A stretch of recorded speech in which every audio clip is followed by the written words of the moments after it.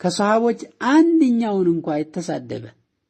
ስድቡን ሐላል አድርጎ ይቻላል ብሎ ከተሳደበ ከፈረ ይከፍራል ከኢስላም ይወጣል ሰውዬ ወይለም يستحل ስድቡ ይበቃል ብሎ ሳይሆን የሰደበው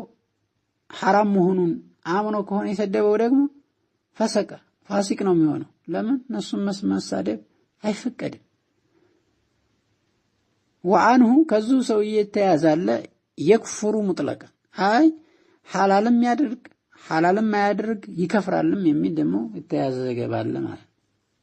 ومن فسقهم ሰሃቦችን ፋሲቅ ናቸው ያለ አውጣአና في دينهم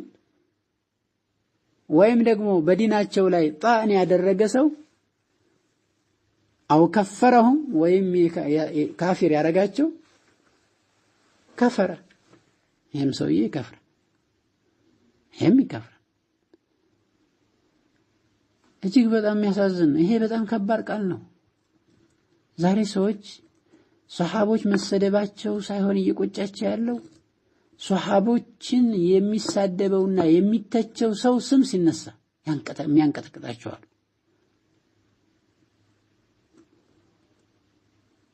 ከሐሰን አልበና ቀጥሎ የኢኽዋን المسلمين አራጋቢ የቁጥብያን መንሃጅ የሚያራግበው ሰይድ ቁጥብ አቡ ሱፊያንን የሚያህል ታላቅ ሷሃባ ምንድነው ያለው እስላሙ الشفة واللسان لا ኢማኑ القلب የቀልብ እምነት አይደለም አቡ ሱፊያን ያዘው የከንፈር እስልምና ሱብሃነ الحي الذي لا يموت አቡ ሱፊያንን በከንፈር እስልምና በሙናፊቅነት ይተቸዋል እንደዚህ ብሏል ብለው ሲነገሩ እናንተ ሰው ማማት ትወዳላችሁ ሰሃቦች እየተተቹ ለማን ነበር መቆጣት ያለብን ለሰሃቦች ነው ወይስ ለሰይድ ቁጥብ ጥመቱ ምን ያህል እንደወረረን በዚህ ማወቅ ይቻላል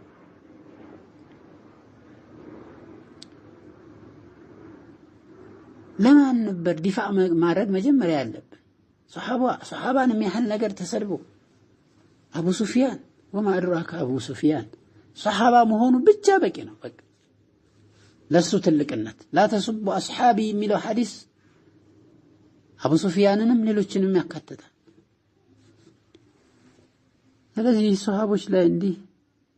እጃቸውን የሚሰነዝሩ ደፋሮች ሞልተዋል ጠንቀቅ ማለት አለብን እንዲህ አይነት ሰዎችን ታየን መጠንቀቅ አለብን መራቃ ዚንዲቅ ናቸው ይያሉ